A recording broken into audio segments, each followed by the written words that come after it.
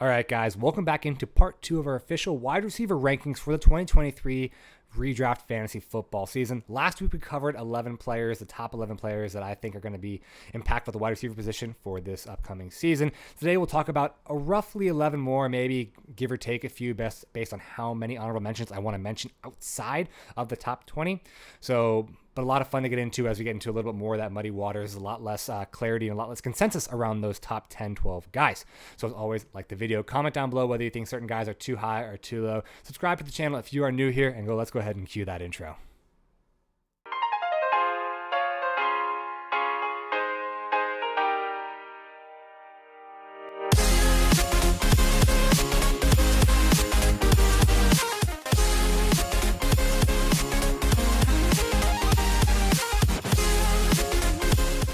Welcome back into Twin Takes Fantasy Football, where today we're continuing what we started last week, going through another 10, 11, 12 or so players, kind of rounding out those top guys that we want to target towards the beginning of draft from the wide receiver position. Don't think a massive intro is needed here because I've been pretty vocal about how important I think the wide receiver position is, how massive the value is, not only with the way that the offensive landscape in the NFL is shifting, but how dominant those true elite wide receivers are for fantasy football.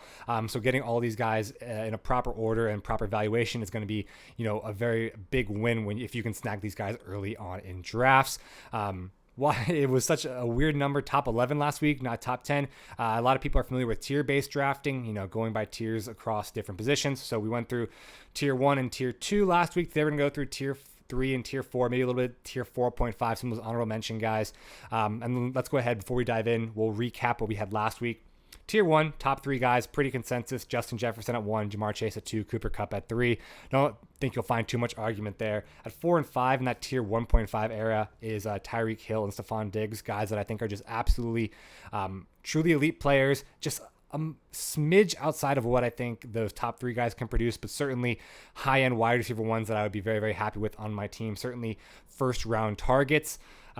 Moving on to wide receiver, in the tier 2 is going to be 4 guys that consist of CeeDee Lamb at 6, DK Metcalf at 7, Devonta Adams at 8, and AJ Brown at 9. Guys that fall just a little bit out of tier 1 because of maybe not as high of a ceiling or a little bit more volatility in their game. And then also to round it out, number 10, Garrett Wilson, number 11, Jalen Waddle. Those guys fall into my tier 2.5. I don't want to throw them in with these guys. I think there is a very clear tier gap between Wilson and Waddle and everyone who I'm talking about today. But there's just, for those two guys, there's just a little bit more volatility in their games on a week-to-week basis from either, other playmakers there, organizational structures, running the football, whatever you want to talk about. Obviously, go check out the video last week to get a full breakdown, but there's just more volatility week-to-week. I couldn't include them with that true tier 2 guys. So that was last week's. Now let's focus on this week. We're starting out with wide receiver prospect number 12.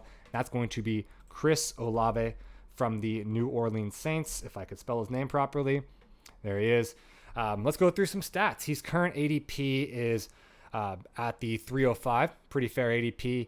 He is the wide receiver 12, so according to Sleeper, so we're aligned on that, so I guess fairly consensus. Last year, he finished as the wide receiver 25, averaging 10.8 fantasy points per game. And why myself and other fantasy analysts are expecting such a big jump from Chris Olave is, frankly, the man's talented. To have a campaign that he put up in his rookie season is, it was certainly one for the record books. I know we've had a lot of wide receivers break out earlier in recent years when we're talking about Waddle, Jamar Chase, Wilson, Addison. The list goes on and on and on. That wide receiver breakout age is coming earlier and earlier, and Olave was certainly one that was historical, to say the least, but he was really held back by his quarterback play. There's a reason why Andy Dalton is not a starting quarterback in the NFL this year.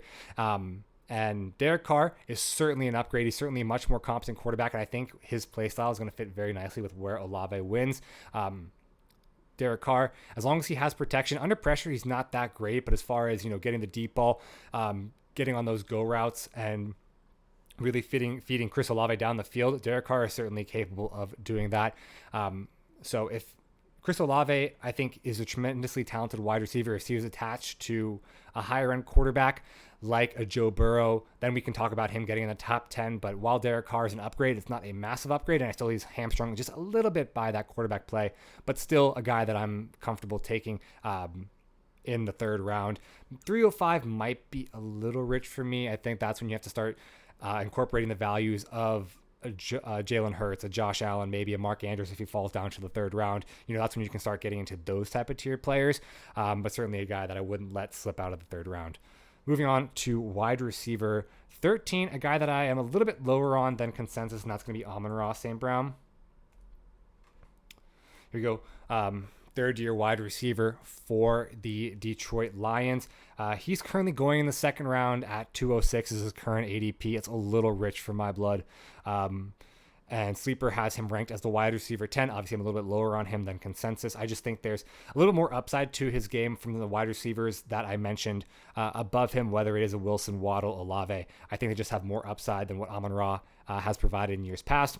Last year, he did have an excellent season. He finished as the wide receiver 8 with 13.4 points per game. Obviously, indicative of a lot of good things that are going up in Detroit and the offense run under Ben Johnson, who, is certainly, as an offensive coordinator, a guy that's being very highly touted as an offensive guru, a guy that's being considered for head coaching candidates, a guy that's going to make this offense run. But we saw the Detroit Lions come in and, they're going to add a lot more pieces to this offense. They're going to diversify it outside of Amon-Ra St. Brown. We saw Amon-Ra get so hyper fixated in the offense after they traded TJ Hawkinson with DeAndre Swift so injured throughout last season. They brought in Sam Laporta, who I think will be a big part of the offense. They used a 12 overall pick on Jahmyr Gibbs, and after a 6-game suspension, we are going to see Jameson Williams come back into the fold. So I think there's just going to be a lot more pieces and a lot more mouths to feed, and I don't see the upside that Amon-Ra St. Brown has compared to other players. If you want to go back and look at some of his stats from last season, he just doesn't have that touchdown upside that we see in some of these other guys. I think when you get to the goal line, they're going to be using David Montgomery very heavily. They're going to be very ground and pound. That's just the Dan Campbell mantra. I think they're going to be utilizing a lot of pass catching work from Jahmyr Gibbs. There's a reason why they spent the 12 overall pick on him. So, some of these guys, I think, they can break into double digits. I'm just not sure that's in the cards for Amon-Ra St. Brown, despite how efficient the Detroit offense is. He just doesn't have that perceived upside as some of the guys that I have ranked above him. Moving on to wide receiver 14, going from 2 young guys to a much older guy in Keenan Allen. And despite being 31 and on the wrong side of 30, he still is tied to an incredible offense, still tied to an incredible quarterback, and is still a guy that can put it up week in and week out when he's healthy, which is a caveat we'll talk about a little bit later. Going over some of his stats, he's the wide receiver 18. I am as the wide receiver 14, so I'm a little bit higher on him, and I'll explain why. His current ADP is at the 403, which I think is just fine. I think that's very palatable as far as market value for him. Last year, he did finish as wide receiver 42, which, that sounds pretty icky from the outset, but that's just because he missed, I believe, 9 games with injury throughout the middle of the season. But when he was healthy and on the field, he averaged 13.1 fantasy points per game. And that's a little bit skewed by some of the games that he played while he left early with injury. So it's just a guy that comes in and, despite the age, is still going to be very, very productive for fantasy football. And he's ranked a little bit lower just because I think there's a little bit of a devaluation of certain players, or I think there's a little bit of discrepancy in value when you look at guys who have done well at the wide receiver 2 position. When I'm looking at wide receivers, I personally try to go for guys that are the alphas in their offense. I want the wide receiver 1 option. So when we look at guys that are currently being drafted ahead of him, like T. Higgins, like Devonta Smith, it's hard for me to pick a wide receiver 2 like that in an offense. And I know I put Jalen Waddle in, but Jalen Waddle is a very, very special case in my opinion.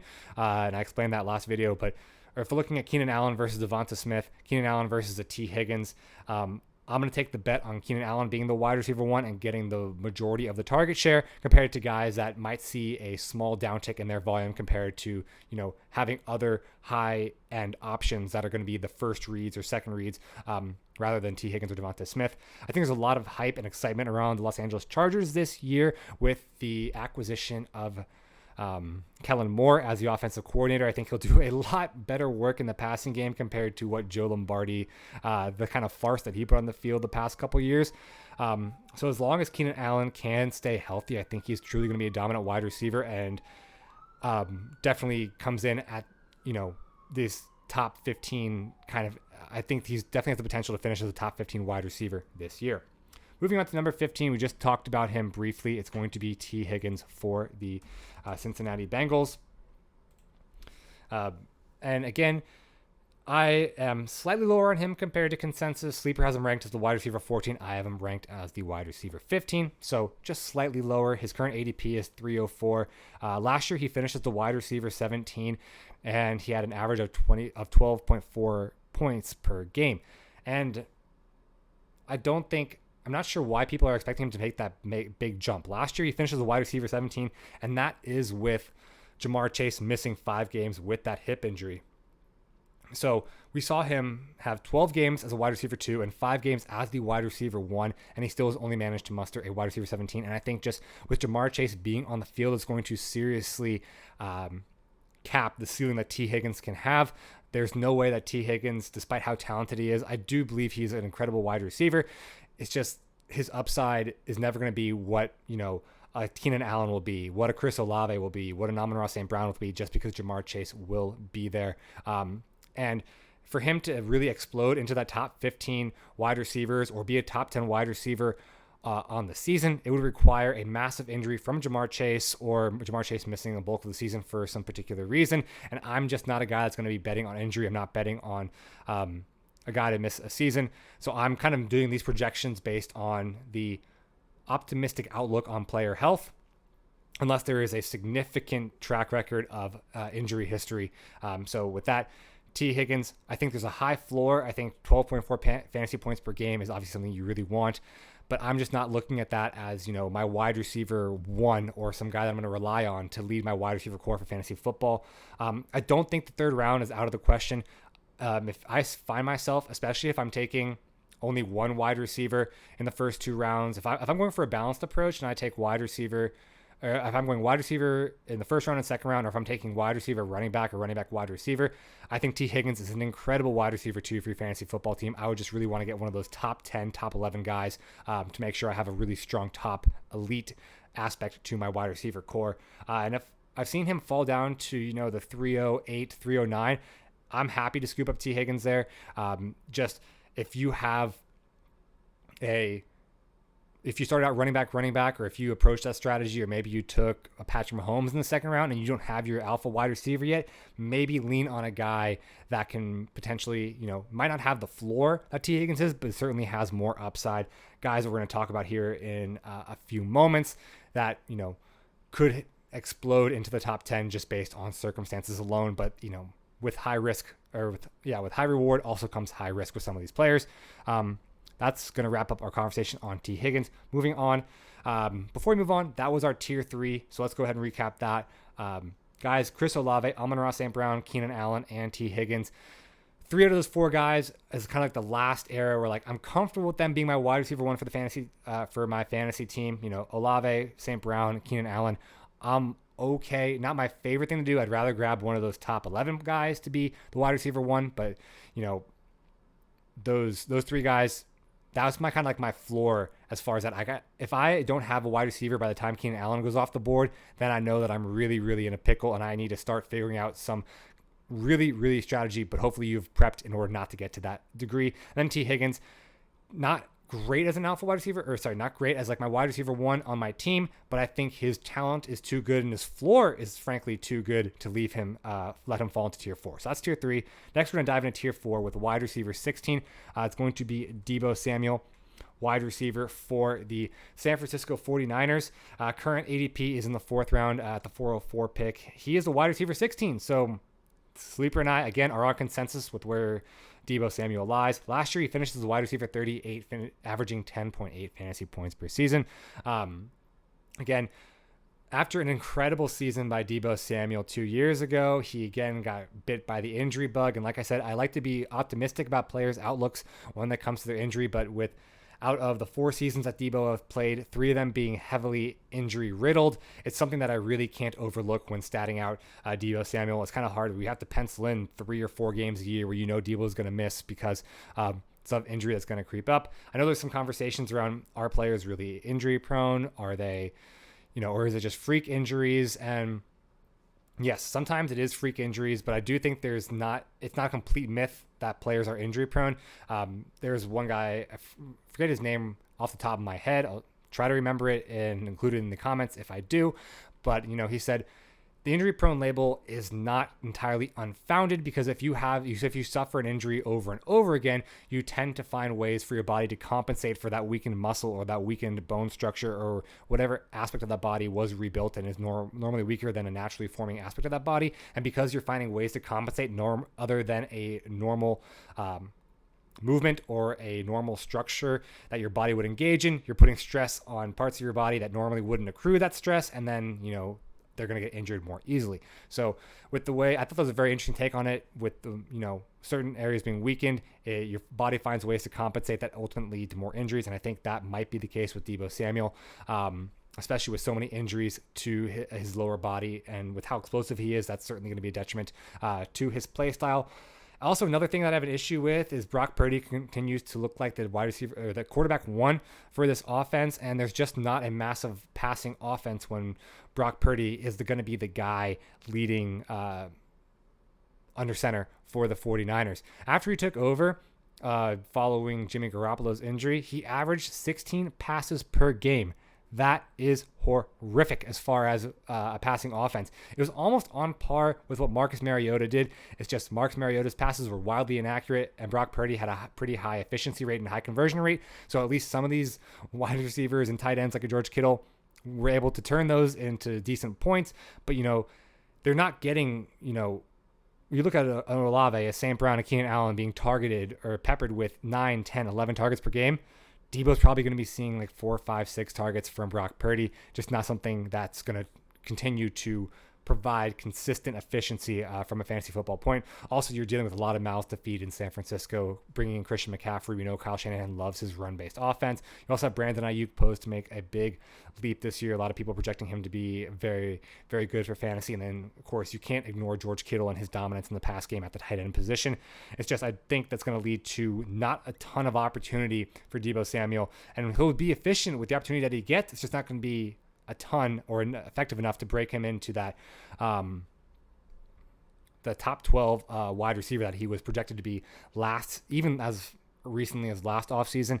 And based on his contract and the discussions last offseason, we're not going to see him being used as a running back or in the format that brought him to that really high wide receiver performance that occurred in 2021. So I think he's dynamic. I think he's very talented. Just, not a guy that I'm really basing my entire wide receiver core around.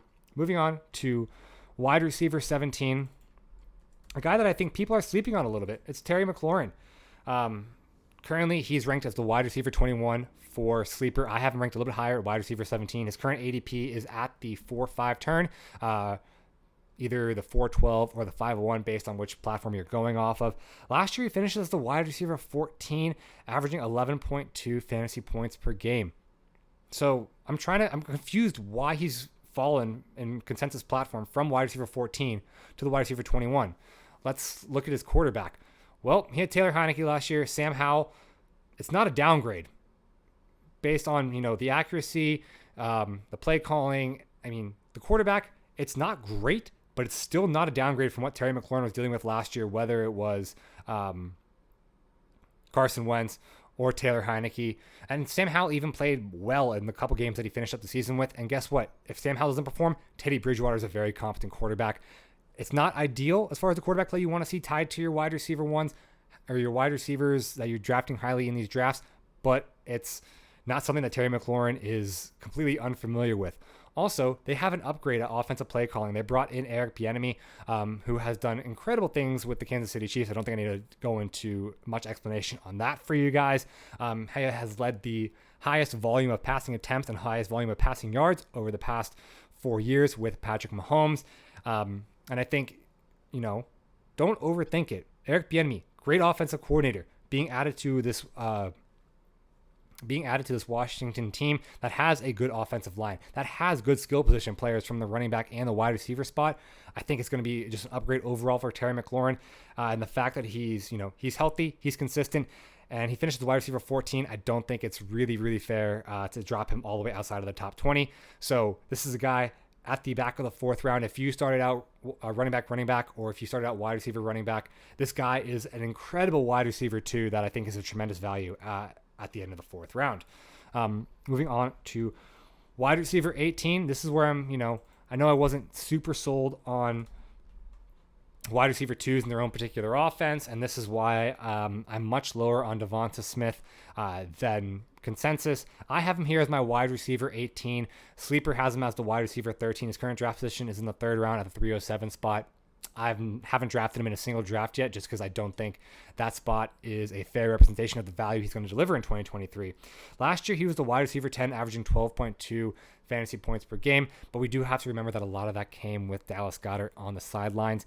We're not going to predict that Dallas Goedert gets injured again, and we're going to go ahead and be optimistic about his injury history and try to, look at what Devonta Smith can provide for us with all those options healthy. And, there were some pretty bust games when Dallas Goedert was still on the field.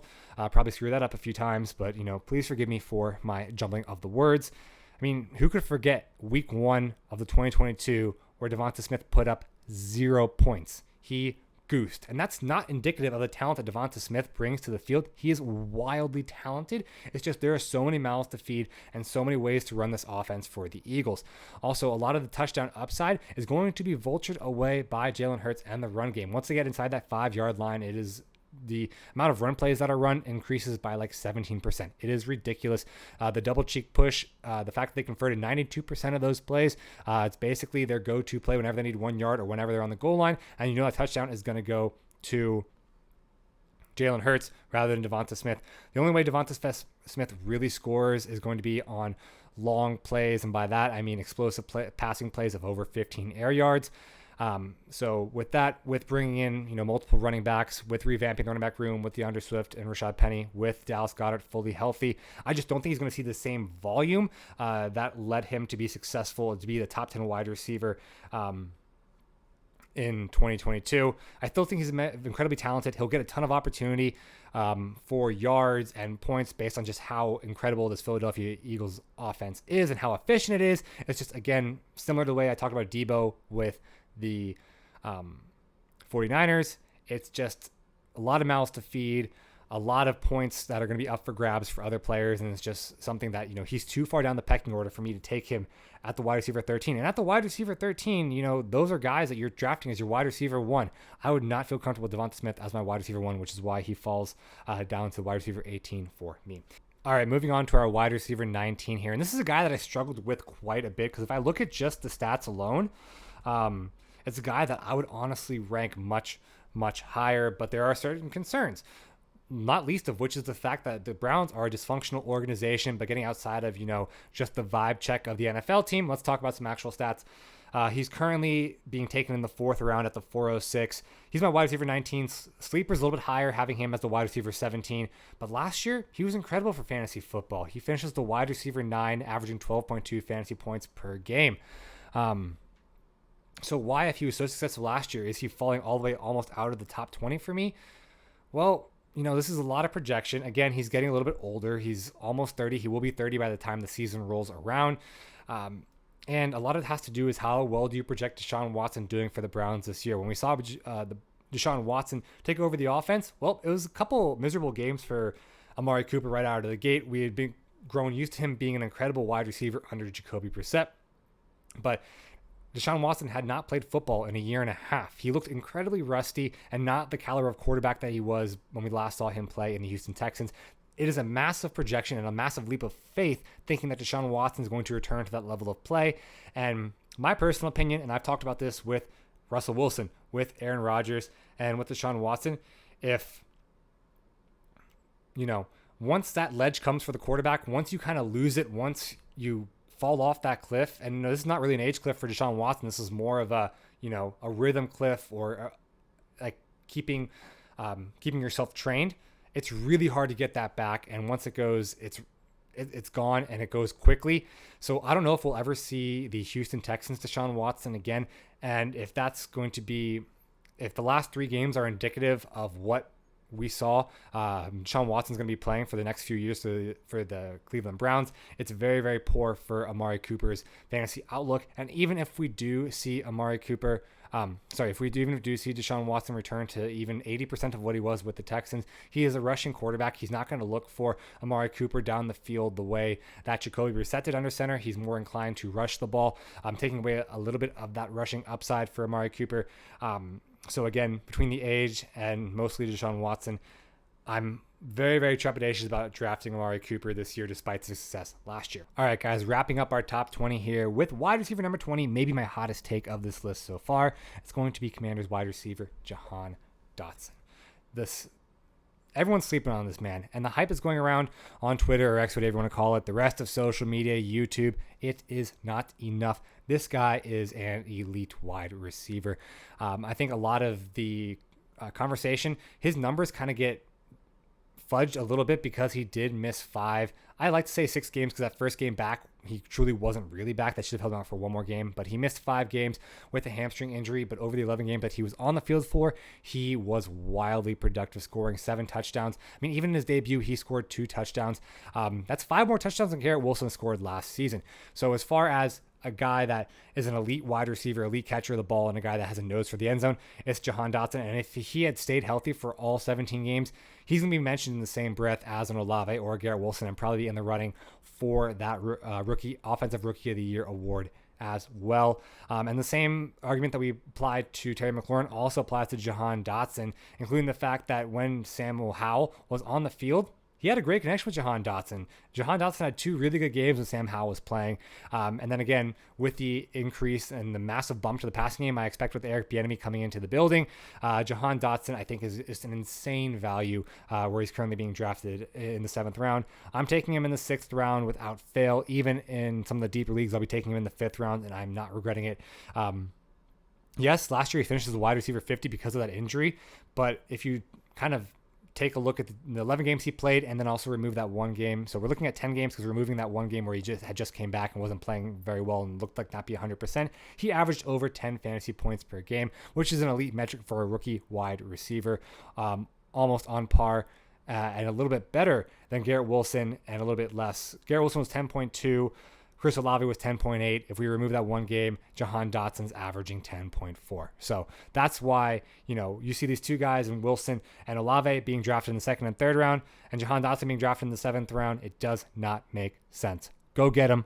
Win your leagues with Jahan Dotson. So that's going to be our official top 20 rankings. Let's talk about a couple honorable mentions of guys that I really want to include as well. Calvin Ridley, wide receiver for the Jacksonville Jaguars. The reason why he doesn't come into the top 20, I know a lot of people do have him ranked in the top 20 because of the potential upside he has playing with Trevor Lawrence, just how productive he was the year before he left the team with the Atlanta Falcons. But it's the same thing we talked about DeSean Watson. He has not played football in nearly 2 years. He's going to be rusty. I don't care how much training, how much offseason conditioning, or how much prep that he's done in the offseason. There is still an element at play where he hasn't been a part of the game, hasn't been a part of an offense for 2 seasons. There's going to be some rust to shake off. And I think that, the upside there is incredible. He is a very, very boom or bust player. He has, we're talking about T. Higgins. He has a higher ceiling than T. Higgins potentially being tied to Trevor Lawrence and being Trevor Lawrence's number 1 wide receiving option and being in a weak AFC South division. However, the floor is much, much, much lower than T. Higgins. If we see him kind of struggle with mental health issues again, which I really, really hope he does not. Again, we're trying to be optimistic about his outlook, but if he struggles with those issues again, if he struggles with coming back to the NFL field, struggles with that 2 years off and knocking off the rust, it could be a pretty abysmal season for Calvin Ridley. Just a very, very boom or bust prospect.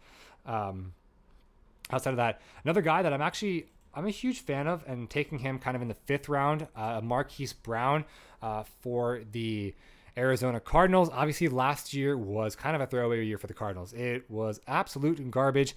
DeAndre Hopkins suspended for 6 games, then you get the Kyler Murray injury, and then overall the offense for the Cardinals and the Cardinals team as a whole was severely underperforming. But that doesn't discount how good of a receiver, wide receiver Marquise Brown is. I've used this argument as basically a reason not to draft Zay Flowers or Josh Downs and rookie drafts, because I was saying over the course, or since year 2000, there have been 7 wide receivers that are at the listed height of 5'9" that have put up 1,000-yard season. 6 of those seasons belong to Steve Smith Sr. The other season belongs to this man right here, Marquise Hollywood Brown. I don't bet on players becoming outliers, but I'm happy to bet on a player if they've already proven to be an outlier. And Marquise Brown now with DeAndre Hopkins, a member of the Tennessee Titans, even with, Clayton Tune or another quarterback. I mean, I am optimistic that Kyler Murray will make his return to the field at some point this season. And when Marquise Brown, before he got injured and before Kyler Murray got injured, when they were playing together, he was the wide receiver 6 over that first 5-game span. Very, very productive wide receiver. And even if he is playing with Clayton Tune or another backup, I think Marquise Brown is just talented enough to get it done as the primary receiving option. And frankly, on an offense that doesn't have a ton of options outside of him and James Conner. And I think that, based on his current ADP, he's a screaming value, a guy that if you are going to go running back heavy or you want to go single out one of those onesie positions at the top, whether it's a tight end or a quarterback, Marquise Brown is a very serviceable wide receiver 2 for your fantasy league. I think you'll find the trend of a lot of the Arizona Cardinals players, while very talented, are discounted just due to the negative air around the team. And I don't think that's very fair for talented players like James Conner or Marquise Brown. Another guy I want to highlight, Brandon Aiyuk.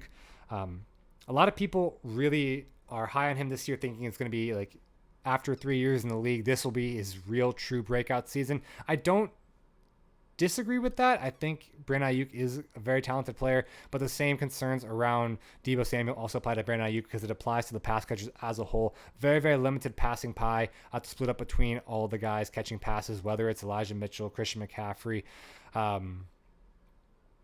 George Kittle, Deebo Samuel, Brandon Aiyuk. Just because of how little that Brock Purdy's going to throw the ball and how much Kyle Shanahan relies on the run game, I'm just not as high on Brandon Aiyuk as some other guys are. Last 2 real quick we'll touch on. DeAndre Hopkins. This is a guy, I know we like to be optimistic about injury history here, but this is a guy on the wrong side of 30 that has dealt with significant injuries over the past few seasons, has not been able to stay on the field. And if we're going to go on a narrative basis, the Titans is where wide receivers go to die, whether it's Julio Jones, whether it's Robert Woods, and this year it's going to be DeAndre Hopkins. I'm not very confident in the quarterback situation, whether it's Malik Willis, Will Levis, or Ryan Tannehill. I think his current ADP still being drafted in the 4th round. He might be productive for PPR. I just don't think the scoring upside is going to be there. I don't think the volume is going to be up there. And I think he's overall going to be a disappointment for fantasy. And last but not least, a guy that I want to say, is probably in my top 25 guys. He's in that 21 and 25 range. A guy that's being slept on just a little bit is going to be Mike Evans. Yes, we've seen all the highlights coming out of training camp where neither Baker Mayfield nor Kyle Trask seem to be capable of making an accurate throw. This is a guy that has 6 straight 1,000-yard seasons. This is a guy that's just so immensely talented that I'm not going to bet against the talent, even with the lack of quarterback prowess on the team. He's a guy that, for his current ADP, if you do happen to get shafted and not get wide receiver early, he's a guy that I think could be a sufficient wide receiver 2/3 that you can target in the middle rounds, especially because I think he's more valuable than Chris Godwin, but for some reason the fantasy community wants to draft Godwin ahead of Mike Evans. I personally think Mike Evans, he doesn't have the speed that Godwin has, but he's a little bit more sure-handed, a little bit less drops, and I think he's going to be a little bit more reliable, especially when it comes to an inaccurate passer like a Baker Mayfield or a Kyle Trask. So those are going to be the guys that I would be taking my bet on in the middle rounds. If you still need a quarterback, I'm taking Mike Evans over Chris Godwin. That's going to wrap up our conversation around wide receivers. I think we were able to throw in an additional 13 to 14 wide receivers, so it comes out to roughly 25. We talked about it a lot. This format isn't exactly, unless I actually design a graphic, hard to list out in front of me. So I'll be going on Twitter or X or whatever it's called right now and posting all of this right as this video gets uploaded. So you can go check me out there at Twin Takes FF.